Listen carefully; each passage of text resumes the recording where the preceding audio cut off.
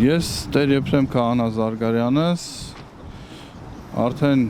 շուրջ 20 տարիներ ծառայում եմ Սանկտ Պետերբուրգի հայկական եկեղեցիներում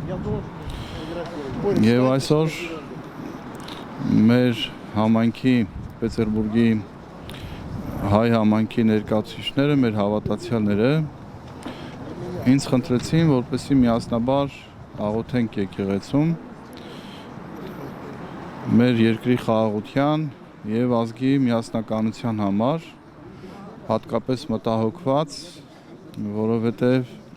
այս օրերին այստեղ է Հայաստանի վարչապետը, պարոն Փաշինյանը եւ հանդիպում է անցկացնելու համայնքի ներկայացուցիչներից ոմանց հետ, անշուշտ ընտրովի միայն նրանք երևի, ովքեր որ իր քաղաքականությանը կողմ են, կողմնակից են, անշուշտ կլինեն մարդիկ, որ ներկաներից համաձայն չեն եւ իրենց անհամաձայնությունը կհայտնեն, բայց ուզում ենք փոխանցել, որ այստեղ հավաքված ժողովուրդը եւ նաեւ Ռուսաստանաբնակ շատ հայեր դժգոհ են այն քաղաքականությունից, որ որդեգրել է հիմա Հայաստանի ղեկավարությունը հանդեպ հայ եկեղեցու, հայ հոգեվորականների, նաեւ բարեպաշտ հայրենիների, այդ թվում նաեւ բարեգործ, օրինակ Սամվել Կարապետյանի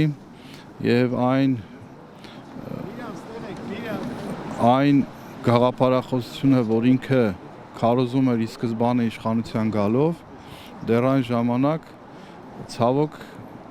զգացում ունեի, որ այդ ամեն ինչը փոխվելու է ընթացքում։ Ժողովրդին պետք էր ոտքի հանել, որպես իշխանության գա, այդպես էլ վարվեցին եւ իրենց գաղափարախոսությունը եւ իրենց ցանկությունները եւ այն հույսը, որ ներշնչում էին մեր ազգին, ցավոք այս տարիների ընթացքում բոլորը իդերև եղան եւ մենք տեսնում ենք հակառակ ընթացքը, որ հատկապես այս իշխանության օրոք ամբողջ հայ ազգը բաժանվել է եւ բաժանվում է։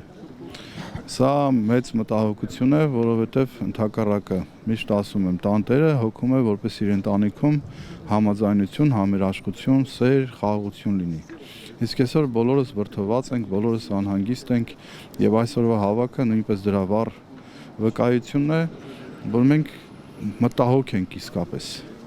Այն ուղուց, որով տանում է մեր ազգին այսօրվա իշխանությունը, վախ ունենք, թե այդ ուղին մեզ ուր է տանելու արդյոք, երբ որ մենք հրաժարվում ենք մեր ազգային արժեքներից։ Սա մեծ ցավ է, մտահոգություն է եւ իսկապես այսօրվա մեր հավաքը, մեր աղոթքն է, որպեսզի Տերը փոխի նրանց սրտերը, հապկացնի, մեղմացնի եւ ամեն ինչ փորձեն խաղաղությամբ շտկելու, համերաշխությամբ շտկելու։